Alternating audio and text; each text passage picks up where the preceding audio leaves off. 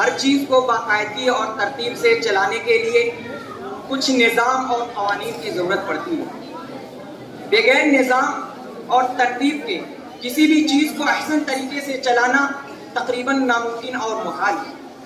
زندگی کا ہر ایک شعبہ ترتیب سے چلانے کے لیے کچھ نظام اور قوانین کی ضرورت پڑتی ہے۔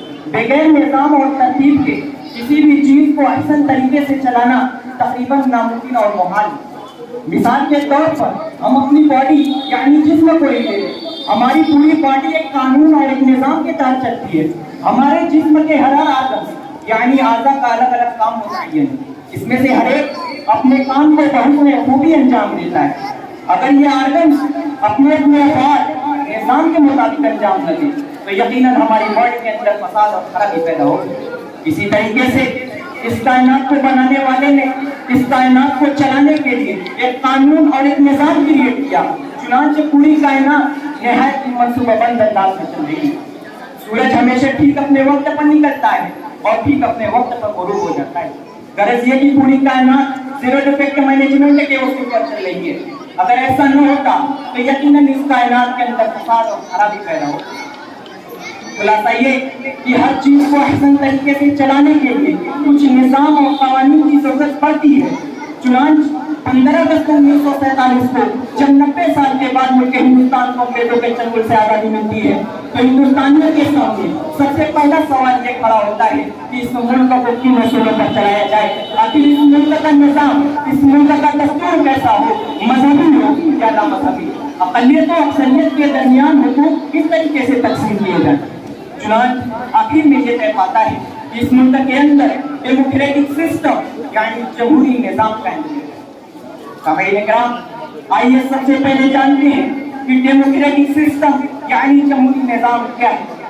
یونانی مفکر ہیروڈوٹس نے جمہوریت کی تعریف جمہوریت کا مفہوم ان الفاظ میں بیان کیا ہے کہ جمہوریت ایک ایسی حکومت ہوتی ہے جس میں ریاست کے حاکمانہ اختیارات قانونی طور پر پورے معاشرے کو حاصل ہوتے ہیں۔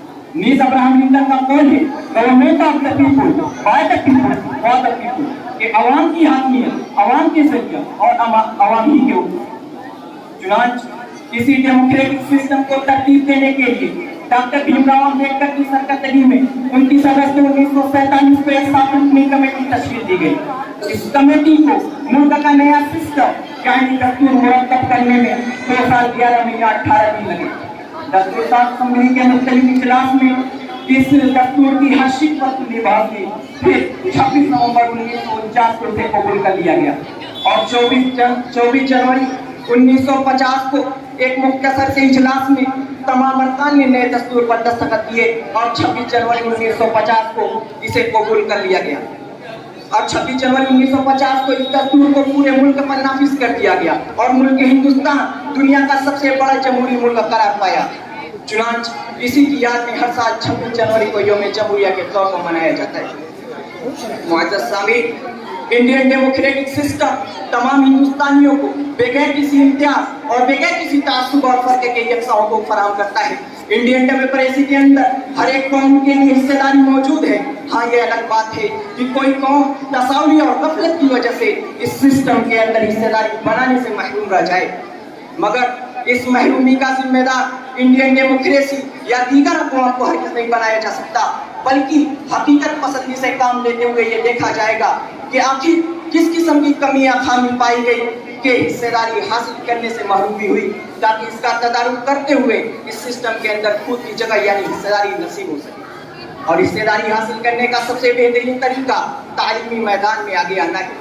انگلش کا مقولہ ہے education is the most powerful weapon which you can use to change the world, کہ تعلیم ایک ایسا طاقتور ہتھیار ہے جسے آپ دنیا کو چینج کرنے یعنی تبدیل کرنے کے لیے استعمال کر سکتے ہیں۔ جب تعلیم کے ذریعے دنیا کے اندر رد و بدل ممکن ہے تو پھر تعلیم کے ذریعے ایک سسٹم کے اندر ذمہ داری حاصل کرنا یا ایک سسٹم کے اندر خود کی جگہ حاصل کرنا کیوں کا مشکل ہوگا۔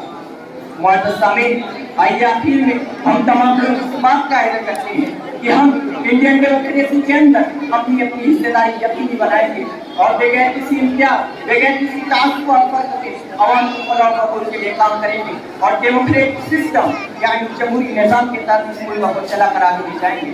وآخر دعوانا الحمد للہ رب العالمین. السلام علیکم.